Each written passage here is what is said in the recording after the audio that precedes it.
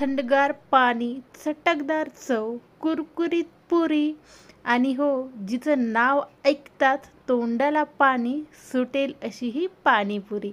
आज आपण पाणीपुरी बनवणार आहोत, तेही घरच्या घरी. अशीच तुम्ही 15 दिवस जरी ठेवली ना तरीही कुरकुरीत राहणारी ही पाणीपुरी खायला एकदम चटाकेदार लागते. चला तर मग पाणी आणि पुरी दोन्हीही सुरुवात करू दा बनवण्यासाठी. त्याच्यासाठी आपल्याला काय करायचं आहे, आता काय करायचं आहे, आपल्याला घ्यायचा आहे 1 कप रवा. रवा शक्यतो एकदम बारीक घ्यायचा नाही, हलकासा जाडीचा पाहिजेत. जाड जर रवा असेल ना तर एकदम छान कुरकुरीत आपली ही पुरी तयार होते.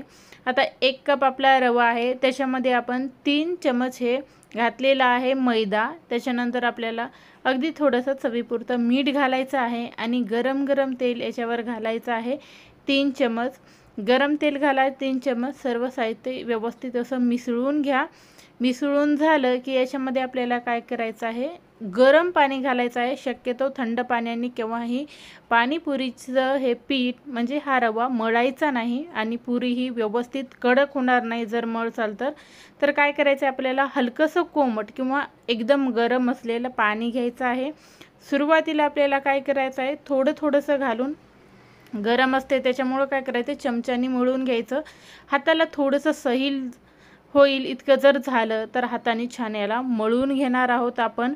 तर 1 कप आपला रवा होता, त्याच्यासाठी आपल्याला अर्धा ते पाऊण कप इतकं गरम पाणी लागलेलं आहे. हलकासा याचा गोळा येतोय, बाजूला ठेवूत आता 20 मिनिटासाठी. तोपर्यंत करूत मसाला. त्याच्यासाठी आपल्याला 2 चमच इथं धने घ्यायचे आहेत, ताजे धने. आणि त्याच्यानंतर आपल्याला याच्यामध्ये जिरंसुद्धा घालायचं आहे आणि 2 मिरच्या घालायच्या आहेत. आता जिरं आणि आपण धने तेवढेच प्रमाणात घेतलेत. मिरच्या इथं 2च घेतल्यात. हवं असेल तर तुम्ही काळी मिरीसुद्धा घेऊ शकता. छान भाजून घ्यायचं. भाजून झाले का मिक्सरच्या भांड्यामध्ये थंड झाल्याच्या नंतर घालून घेऊता. थोडंसं काळं मीठ घालायचं, पाऊण चमचच आपल्याला मीठ घालायचं आहे. अगदी थोडंसं याच्यामध्ये हिंग घालायचं आहे. आता इथं आपल्याला जाडसर असा मसाला हा वाटून घ्यायचा आहे, एकदम बारीक करायचा नाही. आणि शक्यतो तुम्ही जर विकतचा आणलात असाल तर नाही केल्या तरीही चालेल, पण याची चव अफलातून लागते. आता मसाला तयार झाला, बाजूला ठेवू. तोपर्यंत करूत पाणी. त्याच्यासाठी आपल्याला 1 कप कोथिंबीर लागणार आहे.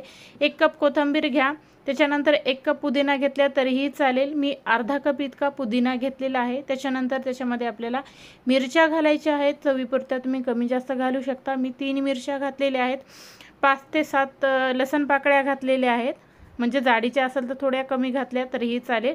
त्याच्यानंतर अर्धा इंच आलं घालायचं. 1 चमचा आपल्याला जिरं घालायचं आहे आणि याच्यामध्ये ग्लासभर पाणी घालून एकदम छान आपल्याला याला वाटून घ्यायचं आहे.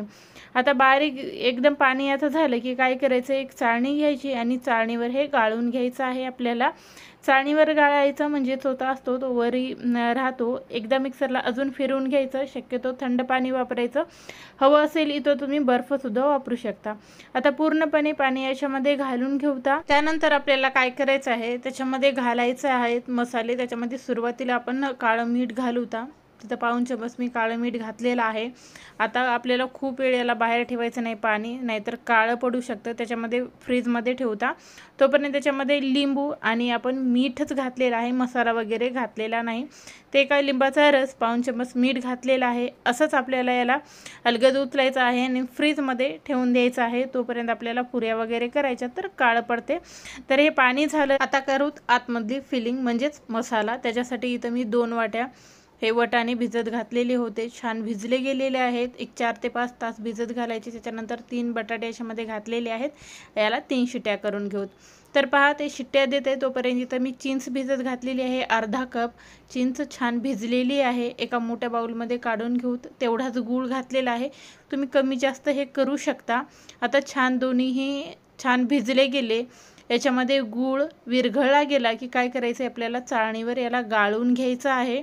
हवं तर तुम्ही जेव्हा आपण तिखट पाणी करताय ना तेव्हाच याच्यामध्ये घालून घेतल्या तरीही चालेल. पण दोन्ही एकत्र आले की थोडा काळवटपणा थोडा जास्त लवकर चढतो त्याला, म्हणजे वेगळंच करून ठेवायचं आहे आपल्याला. मी चटणी वगैरे न करता असंच गोड पाणी केलेलं आहे. ते अगदी थोडंसं याच्यामध्ये नमक घालायचं आणि याला सुद्धा फ्रीजमध्ये ठेवायचं आहे. तोपर्यंत आपला छान वटाणा हा उकळला गेलेला आहे. त्याच्यामधला बटाटासुद्धा मी साल काढून मॅश करून घेतलेला आहे. आणि त्याच्यानंतर आपल्याला त्याच्यामध्ये भरपूर मसाले हे घालायचे आहेत। सुरुवातीला एक कांदा घालून घेऊता, कोथिंबीर घालायची आहे। आता बाजूला मी सर्वही उकळलेला मसाला एकत्रच करून घेणार आहे। इथं चाट मसाला घालायचा आहे, आमचूर पावडर घालायचा आहे, काळं मीठ घालायचं आहे, जो आपण वाटून घेतलेला मसाला सुद्धा याच्यामध्ये घालून घ्यायचा आहे। आता तुम्ही आवडीनुसार कमी जास्त करू शकता। घरी वाटलेला मसाला आपण 1 चम्मच घातलेला आहे, आमचूर पावडर आपण इथं पाऊण चम्मच घातलेला आहे, पाऊण चम्मचच घातलेला आहे, काळं मीठ चवीपुरतं मीठ घालायचं आहे आणि अर्धा चम्मच आपल्याला लाल मिरची पावडर घालायची आहे। त्याच्यानंतर दोन्ही आपण गोड आणि आंबट गोड पाणी करून घेतलेलं होतं ना आणि तिखट दोन्ही आपल्याला एक एक पळी याच्यावर घालून घ्यायचे आहेत। आता तुम्हाला जर आवडत असेल अजून कोणता मसाला घातला तरीही हरकत नाही, सर्व घालून व्यवस्थित याला मिसळून घ्यायचं आहे। तर पहा एकदम मस्त आपला हा मसाला तयार झालाय। आता घेऊत पुरी लाटायला 20 मिनिट तरी याला बाजूला ठेवायचं, म्हणजे छान हा रवा भिजल्या जातो आणि याला एक थाटपणा येतो। म्हणजे आपली ही पुरी जेव्हा आपण करूत ना तेव्हा ती अशी मऊ पडणार नाही, जशाच तशी ही कडकच असणार आहे। त्याच्यामुळे आपल्याला काय करायचं आहे, शक्यतो याला 15 ते 20 मिनिटासाठी अर्धा तास ठेवल्या तरीही हरकत नाही। तोपर्यंत आपल्याला त्याला बाजूला ठेवायचं आहे।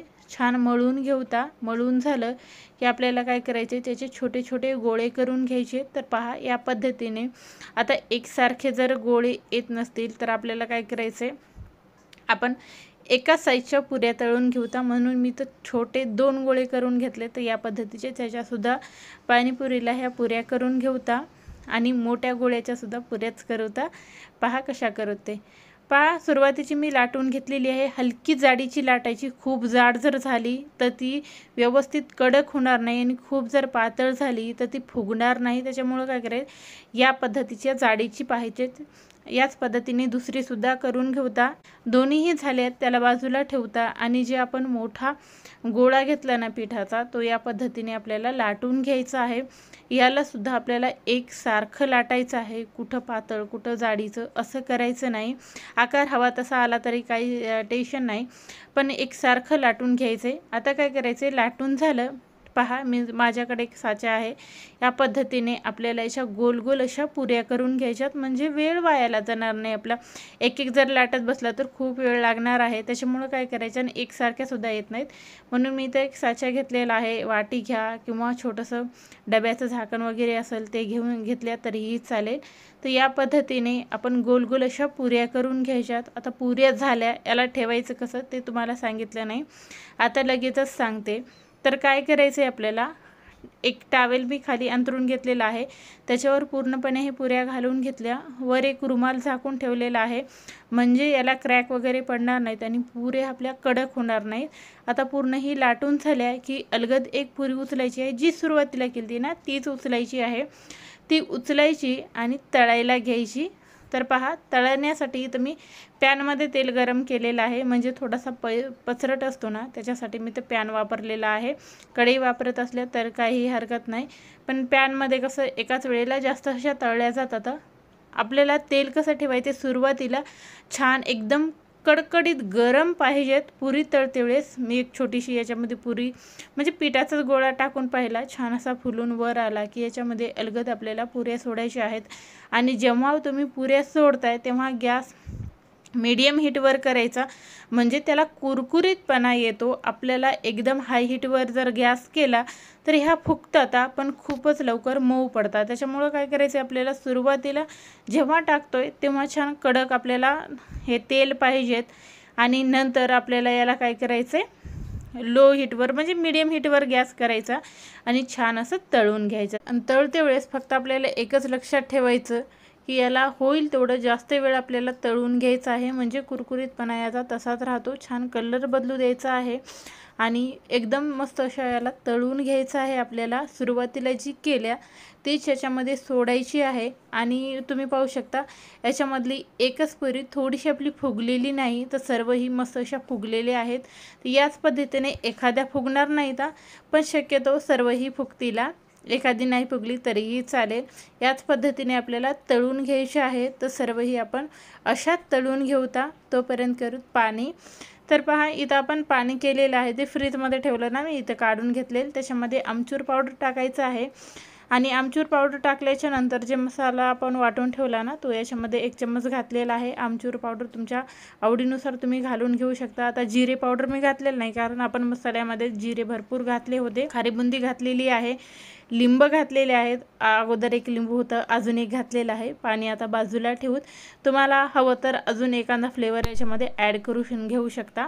तर पाणी तयार आहे, चाट तयार आहे, पुऱ्या तयार आहेत। चला तर मग गाडा लावूत पाणीपुरीचा। त्याच्यासाठी आपल्याला पहा एकदम टम्म फुगलेल्या आपल्या ह्या पुऱ्या आलेल्या आहेत, तुम्ही पाहू शकता। त्याच्यातली एकच थोडीशी म्हणजे अशा 2-3 राहिल्या होत्या, ते मुलांनी खाऊन घेतलेल्या आहेत। तर एक आहे ती या पद्धतीची फुगली नाही, बाकीच्या सर्व छान फुगल्या। तुम्हाला एक दाखवते तर पहा, फोडून दाखवते। मस्त असा त्याचा आवाज येतोय, एकदम कुरकुरीत आहेत ना, अशाच कडक होतात आणि एकसारख्या होतात। तर पहा, एक फोडून दाखवले, मस्त असा आवाज आलेला आहे। त्याच्यामध्ये भरत मसाला, तर सुरुवातीला आपण जे चाट मसाला तयार केला आहे ना तो याच्यामध्ये घालून घेऊता। हवं तेवढं तुम्ही पाणी घाला। आता पाणी एकत्र केल्या तरीही चालेल, दोन्ही थोडं थोडंसं घाला, तुम्हाला जे आवडेल ते। मला गोड पाणी जास्त आवडत नाही म्हणून मी बाजूला ठेवलेलं आहे। जसं लागेल तसं घाला, त्याच्यावर शेव घालायची, बुंदी घालायची। चला तर मग काय पाहताय, तोंडाला पाणी येते ना पाहून, तर याच पद्धतीची नक्की करून पहा, तुम्हाला नक्की आवडणार आहे। अशाच करून ठेवल्या ना पुऱ्या तरीही छान आरामाने 15 दिवस राहतात। पण 15 दिवस आपलं मन हे त्याला ठेवू देणार नाही, लगेचच केलं तेव्हाच खायला आहे। सर्वजण तयार होतात। या पद्धतीची नक्की ही पाणीपुरी करून पहा, तुम्हाला नक्की आवडणार आहे। आणि कमेंट करून मला नक्की कळवा तुम्हाला ही पाणीपुरीचा बेत कसा वाटला तो। पुन्हा भेटूता अशाच एका नवीन व्हिडिओमध्ये।